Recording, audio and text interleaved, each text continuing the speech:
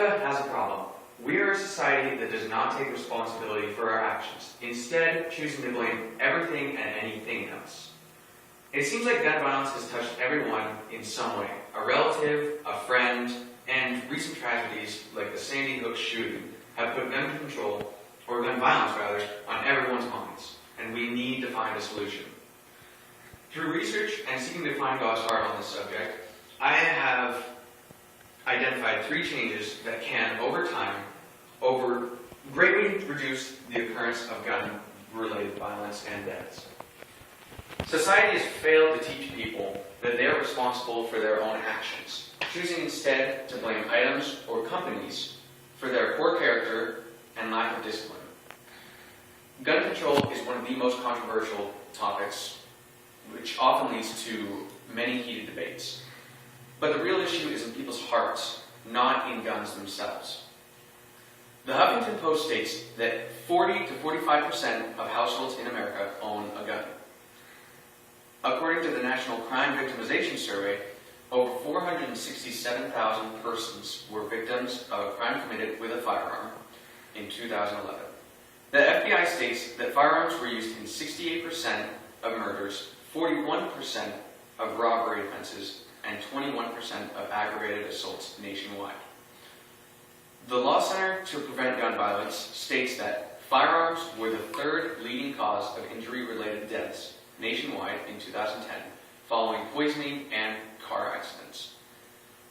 This shows that we have a problem.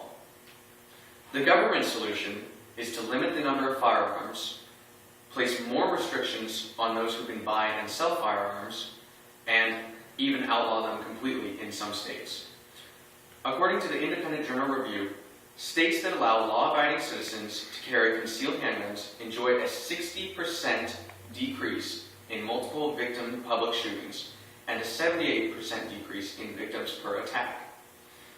But is the problem the gun? If the answer is yes, then that means that the problem's not the person, but the food that makes them overeat, the poison that injects itself into the victims.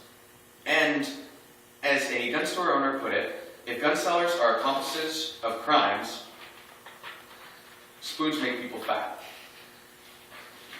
So what do we say from them? Everything in this world is out to kill us. This leads you to ask, was the gun responsible for the death, or was the hand holding the gun? Did the poison decide to attack the person it was ingested? Or was it ingested, rather? Do cars kill people, or does carelessness?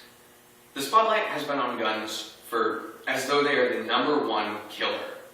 However, according to the Centers for Disease Control, motor vehicles cause more deaths than firearms per year.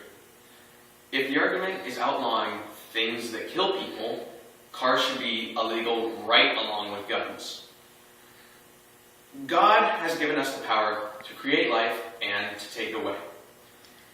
But with this power, we need to show self-control and discretion in everyday things such as eating or driving, and especially when carrying a gun.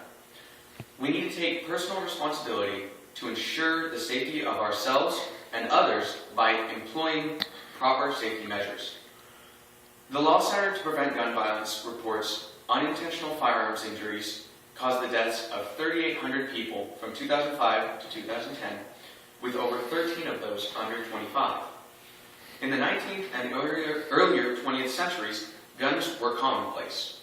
Instead of regulation, there was a responsibility for fathers to take their sons out and teach them how to properly use and respect guns and the power that they have. In summary, millions of people are potentially affected every year by guns, whether directly a victim or perhaps a relative of one. Guns affect everyone. However, we can make positive change in this trend, not by placing restriction upon restriction on guns, but focusing on the hearts and character of the people. Society has failed as a family unit, an education system, and as a government. It all boils down to the heart of a man. God values human life. Guns in the wrong hands take that away. We as individuals need to make sure that guns are in the right hands by educating, teaching accountability for actions, and making sure that responsible individuals can have guns to protect themselves and innocent victims from those who shouldn't have guns. Thank you very much.